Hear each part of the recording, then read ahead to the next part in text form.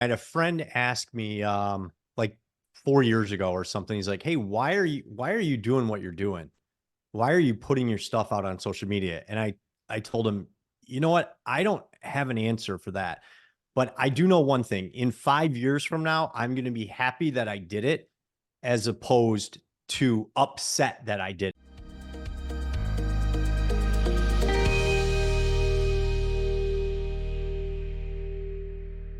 This is your daily real estate syndication show. I'm your host, Whitney Sewell. Today, our guest is Grant Warrington. He's a principal at Warrington Capital. He's a co-owner at Property Professionals. He quit his construction job to go full-time into property management, overseeing 800 units and 100 plus rehabs. He did that, but now he's a Bigger Pockets contributor. He's accumulated over 50,000 subscribers across social media. He teaches people how to find, buy, and rehab apartment buildings. He's going to dive into today on how he has created such a large following and why you should consider it as well. Grant, welcome to the show. Honored to have you on. Yay, Whitney. Thanks, man. I appreciate it. I was looking forward to doing this all day. So excited to be here, man. Yeah, I'm excited for you to be here. I know you helped remind me. You and I met at an event or at a conference a few years ago, and I'm surprised it's taken this long for us to connect again. But I'm grateful to have you on. You definitely have some skill sets that I alluded to in the intro that we want to bring out right to the guests in a number of different ways. Even from the folks who are raising money to the guys who are in the trenches, working on these apartments. You have some expertise that we want to get to. For sure, man. Looking forward. Well, Grant, you have I want us to actually, I want the listener to know, hey, you're going to be here for a couple segments here. So stick around for a couple days. We're going to dive into a number of topics with Grant. But Grant, you have had a lot of success on social media, I think recently, and you've been doing a ton of networking. And I kind of want to bring that together in this segment so you can elaborate on how you've done that, maybe some tips and whatnot that we'll get into. But even why? Why is that Yeah. important? I've received pushback from people when I've said, "Hey, you got to be putting yourself out there." You get people have to Yeah. know who you are to build trust and all these things. But would love to hear your take on that, even why you started that, and we'll dive into some technicalities of it as well. Yeah. It always reminds me. I had a friend ask me like 4 years ago or something. He's like, "Hey, why are you doing what you're doing? Why are you putting your stuff out on social media?" And I told him, "You know what? I don't have an answer for that. But I do know one thing. In 5 years from now, I'm going to be happy that I did it as opposed to upset that I did it." Right. So I did know that, but I didn't know. I still don't know really what the future is going to be of it. But I do know one thing, that it builds social capital.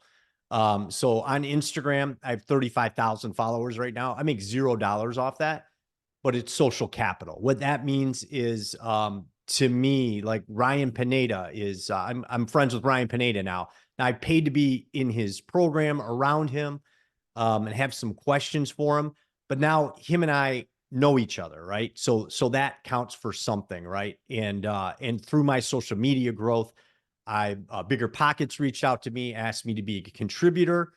Um, and they post some of my stuff on their site. So which was huge for me because that's how I started listening to Bigger Pockets, like a lot of us. Um, so it's just people noticing what I'm doing. And again, and on New Year's Eve, a couple months ago, Grant Cardone sent me a message on Instagram and my DMs, and I'm like, "Is this really him?" Right? And I looked, yeah, it's his account, and he said, "Hey, I am looking in 2024. I'm setting up all my podcasts, and I want to be on your podcast." And he said, "I love what you're doing." And I was like, "Wow, all right, cool." So I said, "Great." I was all in. I was excited about it, but I didn't tell him at the time, but I didn't have a podcast, so like I was telling you earlier, I That's reached a out to great Jamie Gruber. entrepreneurial move right there, right? Yeah, yeah. I'm not going to tell Grant Cardone no. But I reached out to Jamie Gruber, with the Tribe of Millionaires podcast, and him and I went and met Grant in person in Miami at his studio and recorded with him. So for the people that say, "Well, why are you doing it? Why get out there?" it's just overwhelmingly now I'm starting to see like, well, this is why I'm doing it. It's for that social capital. And someone asked me the other day on a podcast, what are you going to get now from Grant Cardone knowing who you are? What's your benefit now going to be with Grant Cardone? I said, absolutely nothing. But I'm not looking, let me clarify, I'm not looking to get anything from Grant Cardone or anything like that. But he knows who I am. What's that worth? I think it's worth something. You know what I mean? And again, I can't put my finger on it, but I know at some point in my life, I will meet him again. And just these people knowing who you are is a huge step, no matter what you're going to do in life. So that social capital to me is just so valuable. So now I can start to see it, from everything I've been doing over the years. And it's just consistency, man. Yeah. People ask that too, right? Like, well, what changed or what do you do? I just decided 2 years ago, I'm going to post every single day. And I never got off that. And I started posting 3 times a day and then 2 times a day, but you just got to start once a day and just be consistent. And that's how things start to change and people start to notice. Love that. And no doubt, I've also benefited from just major consistency, right? Every Yeah. day for like 5 years, we've produced a podcast. So it's Yeah. it's a very similar story as far as that goes. And just the what you call it, just the value, right? The social Yeah. capital, Social right? capital. Yeah. I love the building social capital Yeah. comment. One question, why haven't you monetized, the followers, say, of Instagram or something like that? It's really difficult to monetize. You could do it with a brand could, sponsor you or do things like that, but uh it's really difficult. I don't know I don't know how I would do it actually, to tell you the truth. But yeah, for me, I'm really happy where I'm at. I'm not looking to make money off it. I'm just looking to help people out, put some videos out there. I just put stuff out there that here's the stuff we went through. Here's how much it cost me. Here's what I learned. Here's how you can not make this mistake. And I try to just do it in kind of an entertaining way. But yeah, the monetizing, I don't know. I guess it's just the opportunity hasn't presented itself yet. Yeah. No, that's awesome. I knew I was going to get that question.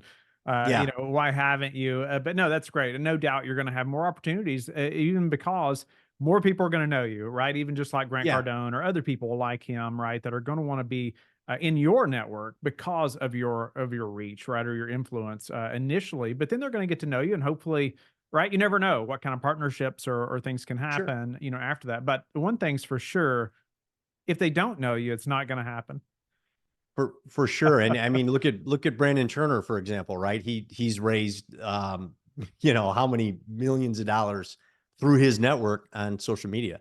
And for you too, I've known you and your podcast for years, since before I even knew who you were, or before I met you. You know what I Right. mean? Because I just knew your podcast has been great. And I've known that for years. So even when I met you, I'm like, oh wow, I'm getting to meet Whitney. You know what I mean? So it's again that social capital. I was like, wow, this guy does big things. He's got this amazing podcast. So it's just tremendous. And to be here, that's why I'm excited to be here with you No, too today. awesome. I think the same thing about you, Grant. So I'm grateful to have you on the show. But I want to dive into. I know I'm going to get questions about this, or I get questions about this all the time. I'd love to hear more from you Sure. on some of the technicalities behind building the platform. And I get questions like, what platform should I be focused on? Obviously, you have a big focus on Instagram, but Mhm. maybe why Instagram, or are you focused on others as well? Well, I'm focused on Instagram now. The direct messages are great there. It's easy to communicate with people. I can set up automatic DMs.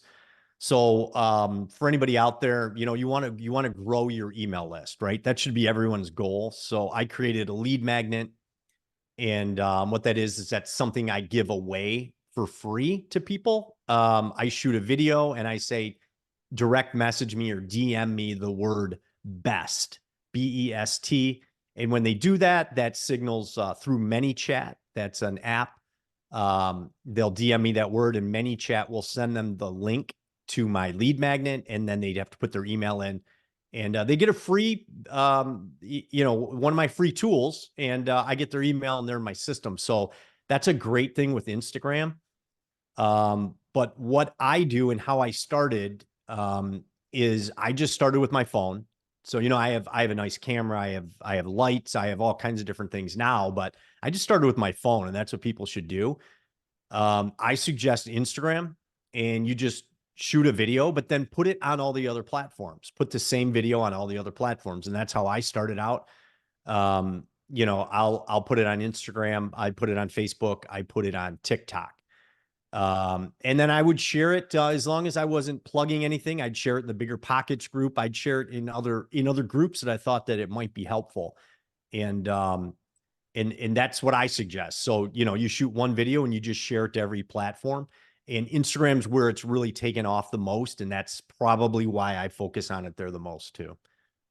Yeah, no, that's very helpful, and I love this strategy behind the app and the mini chat, and and it following up Yeah. on its own and automating those things.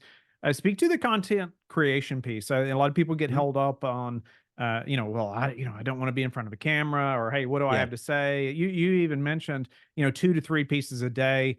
Yeah. Speak to just the mental process, or even physical process of how you create that much content. So I'll give you really behind the scenes stuff. So I was at a restaurant the other night, and they have a floating toilet in the bathroom, right? And I noticed the caulk was cracked away and it was leaning off the wall. And I'm like, oh man, that would suck. Somebody's gonna have to fix that, whatever. So I took a video of it. I didn't say anything. I just took a video of it. And then I come home, right? And I'm going to put my voice over it. And I'm going to say, this is why you don't put a toilet like this in one of your rental properties, blah, blah, blah, right? Because it leans away from the wall, blah, blah, blah. So it's just something like that. My brain, when I see something like that, I just suggest to people to shoot a video about it. And then you can put your voice over it. Even on your apartments or anything else, if you're doing a rehab, you're doing any kind of work, shoot videos and take pictures of everything. You can always talk over it in the future, and you just never know when you're going to use that stuff. It could be 2 years from now. I have videos from 3 years ago I still haven't used yet. So always record your stuff. The other thing you can do is I use Trello, and what I do on there is I kind of script my videos. I write down what I'm looking to say, and excuse me. I'll look at Trello. It'll be on my screen here. So I'll look down at it. I'll get my line, right? And I look up at the camera and I will say, you know, I'm going to tell you the top 5 reasons why you should not use a floating toilet in your rental property. And then I'll look back down and I'll grab my next line. You can cut all that out of your video. People they make it too difficult where they think they have to be perfect on camera. You don't. You need to just say what you need to say into the camera. You can pause, think about the next thing you're going to say, and you can cut out all that dead space for a reel. And it makes it look so much better, but you don't have to be perfect. That's what editing's for. You know what I mean? So that's a trick I use. Speak to the team required to produce that much content. So I have 2 virtual assistants, and again, when I talk to the camera, I talk to the virtual assistant and I tell them, hey, in this one, this is going to be I talk to my video editor. This is what the title is going to be. This is, blah, blah, blah. Here's my first hook. I'll do 3 hooks and then the body of it, usually. And I talk right to him. And then when I'm done with the video, it goes into my Dropbox folder, and my video editor's in there. He pulls it, he edits it, and the social media manager oversees it. And she's the one that approves everything. She has to watch it. They watch for mistakes, misspelled words, things like that. And when she is okay with that, she okays it, and she puts the video up on my page. She writes copy to it. So she just listens to what I say in the video. Might use AI a little bit and just write some copy, the words in the description. That's what copy is, for if people don't know. And she posts it. So when I shoot the video, that's the last time I see it. So the video might come out 2 weeks. It just depends how much content I have in there. It could come out a month later. So I've had people say like, hey, I love that video that came out today. And I'm like, which one was it? I don't know which one it was. Yeah. Right. Because the last time I saw it, I'm like, tell me about the video. Cause I remember shooting them. I haven't seen a lot of them. Right. And that's the beautiful thing about it is once you're doing enough content, I don't have to touch it anymore. So I've taken myself out of that equation. I used to say, well, I need to approve everything. And now I'm like, just run with it. You guys are good. You know, and if I see something that comes out, then I'll say, okay, guys, we did something this way. Let's not do it that way anymore. But you know, I really give them free reign because they're good at what they do. And that's the best part about it is, you know, I'm more hands off on it now. Yeah, no, that's the best way to do it, right? People are usually astonished when I say I've never edited the first piece of audio or video, and I don't know how to do it, and I don't want to do it, Yeah. right? Yeah. You know, even after this many, but no, that's awesome, right? Just to be more hands off, and that allows you to, I think, be creative more often, right? Be able to produce more, you know, of the raw content, and then let them run with it in a big way.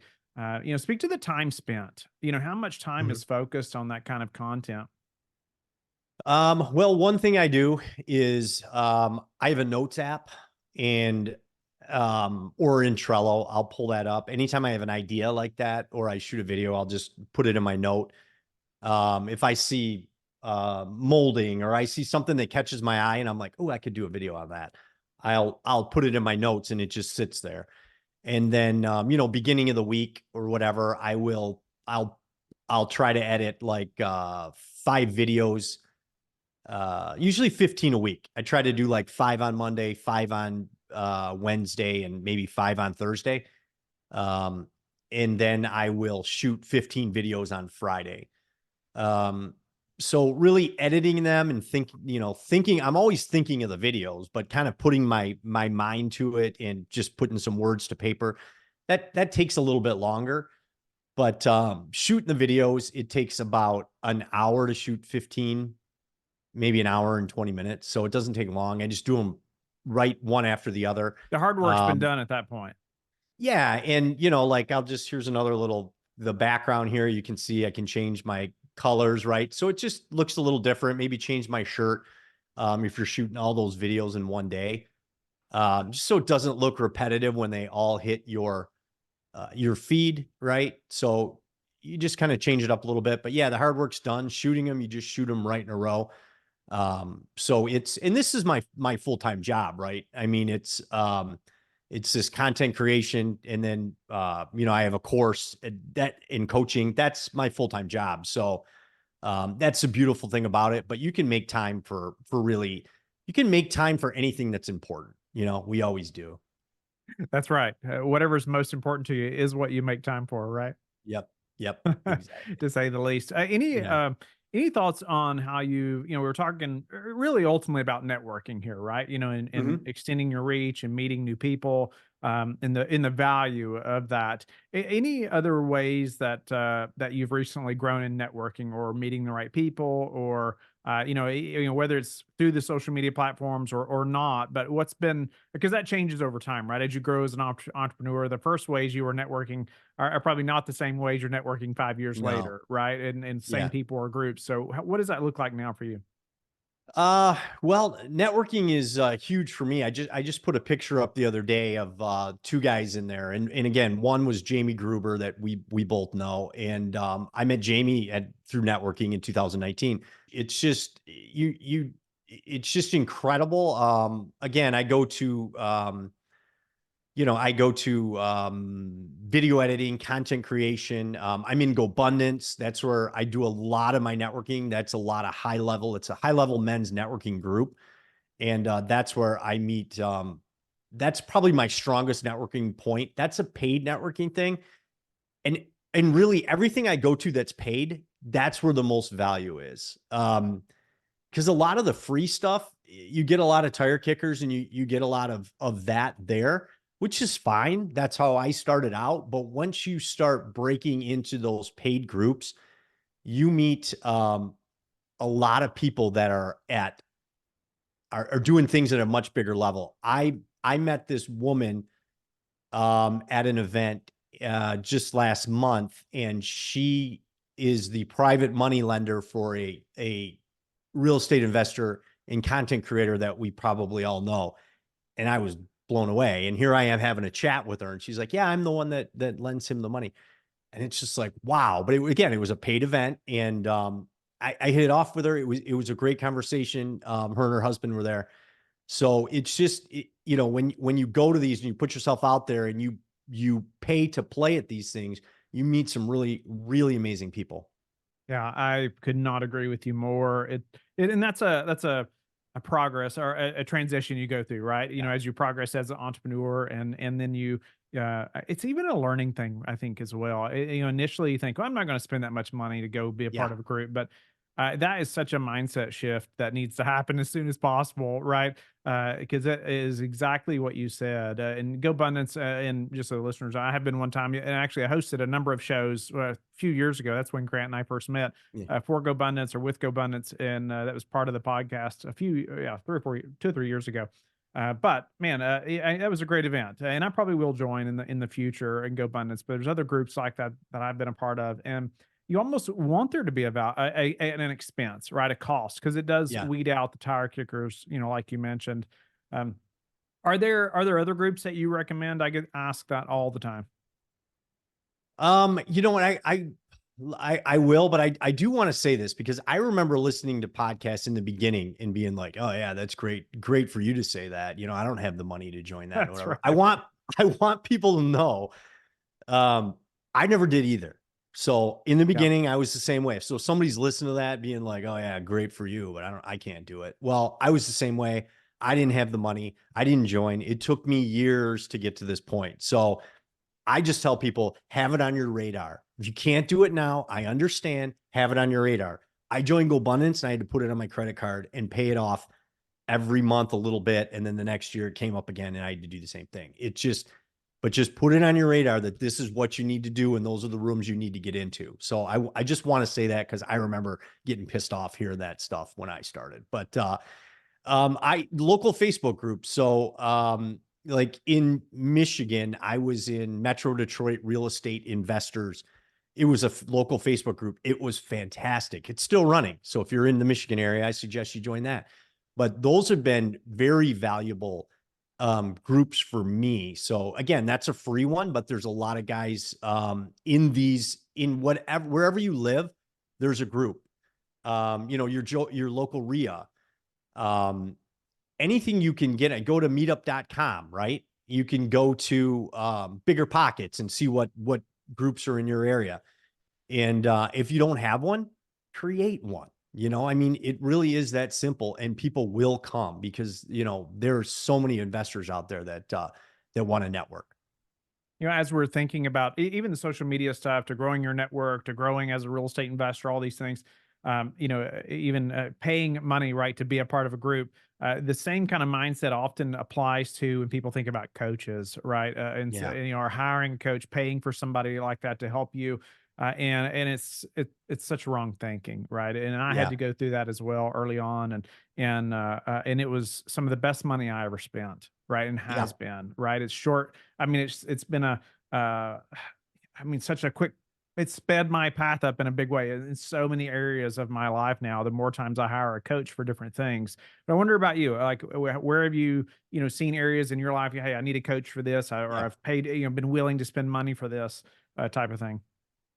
I've gotten into programs, and I've paid for a lot of different programs around online courses because I have that, things like that. I don't have a business coach yet. That's like my next goal. I do have a mindset coach.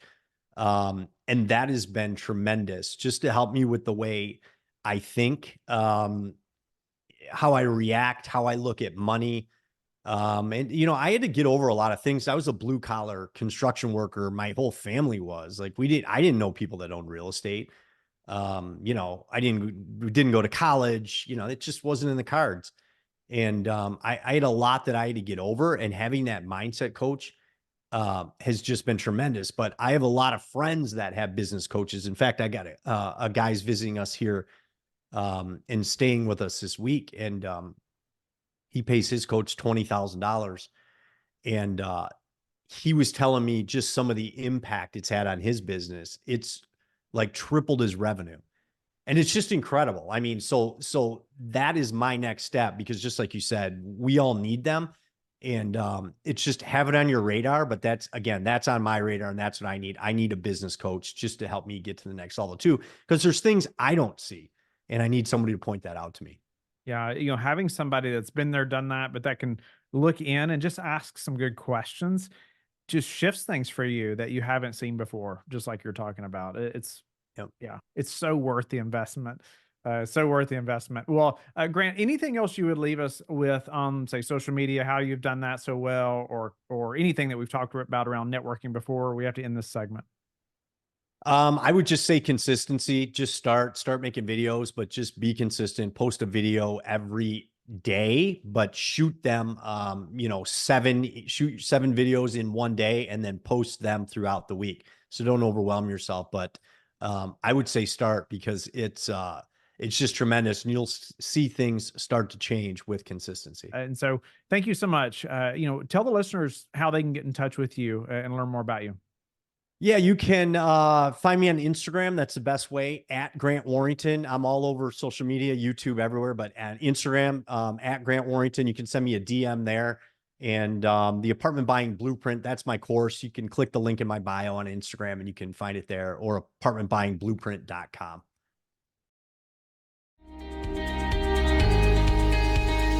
Thank you for being with us again today. I hope that you have learned a lot from the show. Don't forget to like and subscribe. I hope you're telling your friends about the Real Estate Syndication Show and how they can also build wealth in real estate. You can also go to lifebridgecapital.com and start investing today.